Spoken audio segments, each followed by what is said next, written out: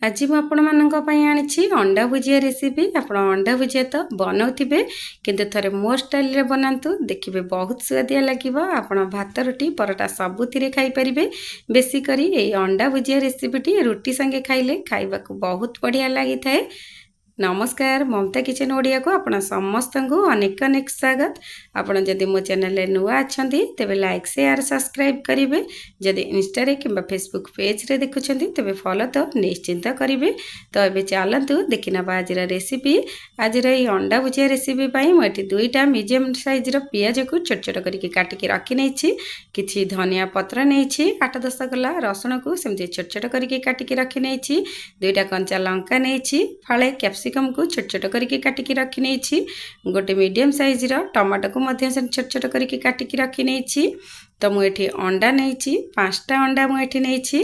तो प्रथम कौन करना ना अंडा को एमती भांगिकी गोटे जगार रखी नवा। तो सबुतक अंडा मुझे भांगिकी गोटे जगार रखी नौछि। तापरे अंडा को देलापर एमती भल भाव चामच साहाय्य मिसई नेबे। तो ये भाव मु सबू अंडा को भांगिकी एमती गोटे जगार रखी नहीं। तापर ये कौन करना ना स्वाद अनुसार ये लुण हलदी देदेबा। लुण हलदी दे सारापर चामच साहाय्य भल भाव मिसई नवा। तो यही भाव मु लुण हलदी दे देछि। तापर भल भाव मुझे मिसई नहीं। तार पटा साइड्रे कौन करना ना एमती मिसई सारापर तापर कौन करेंगे गैस ऑन करी एमती गोटे पैन बसई नेबे। तो अंडा भाजवाई मुझे गोटे पैन बसई नहीं। एवं तापर ये 2 ରୁ 3 चामच भली सोरिष तेल दे देछि। तो आपण अंडा भुजिया तो बनाउथिबे, किंतु थरे यही प्रोसेस रे बनातु, देखिबे खाइबा पई बहुत स्वादिया लागिबो। आपण सब बेले ही एमिति ही बनेइबे। तो मुझे तेल दे देछि। तेल भी मध्य गरम ही आसलानी। तो तेल ये गरम ही आसले कौन करेंगे ना ये 1/2 चामच जीरा देदेवे। जीरा जिते बड़े फुटी आसब कटा ही रही रसुण एवं कंचा लंका को प्रथम ये देदेवे। रसुण कंचा लंका को देकी किछि सेकेंड एमती टिके एपट सेपट करेंगे, नाई तो रसुण पोड़ीज। तापर संगे संगे ये कौन करेंगे ना ये पियाज को देदेवे। बेसी आपण रसुण को ये लाल करेंगे नहीं, पोड़ीज बा पितालिया लगे। संगे संगे ये सब को देला पर संगे संगे तापर पियाज को देदेवे।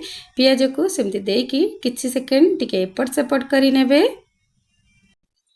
तो पियाज को सेमती दे सारा पर किछि सेकेंड एपट सेपट करेंगे। तापर ये कौन करेंगे ना आपण जो कैप्सिकम को काटिकी रखिथे तापर ये कैप्सिकम को देदेवे। कैप्सिकम को दे सारा पर कैप्सिकम को मध्य सेमती किछि सेकेंड टिके एपट सेपट करेंगे। तापर आपण जो टमाटो को काटिकी रखिथे तापर से टमाटो को देदेवे। टमाटो को देकी सेमती किछि सेकेंड भाजी नेबे। जेतेबेले सब जिनस भल भाव भाजी आसीबो। तो ये किसी गुंड मसला देदेबा। गुंड मसला रे मुझे 1/2 चामच मीट मसला, 1/2 चामच गरम मसला गुंड दे दीछि।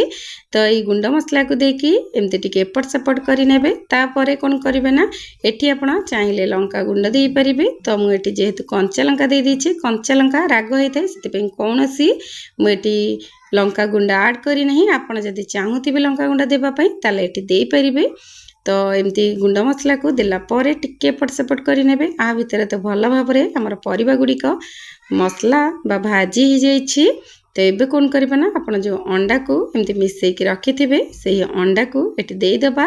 तापर कौन करिवे गैस रो फ्लेम को एठी लो टू मीडियम रे रखिबे, बिल्कुल हाई फ्लेम रे रखिबे नहीं।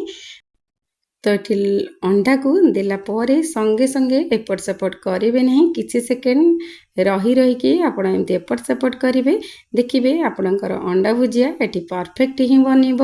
बिल्कुल बेसी गुंड गुंड होगी बनब नहीं, देखापी भल देखा खावाई से स्वादिया लगे। पूरा खंड खंड होगी आपण जदि लगातार एमती चलई नेबे बा एपट सेपट करके घांटी देबे तेबे पूरा गुंड हो अंडा भुजियाटी, बिल्कुल भी खाइबा भल लगिबनी।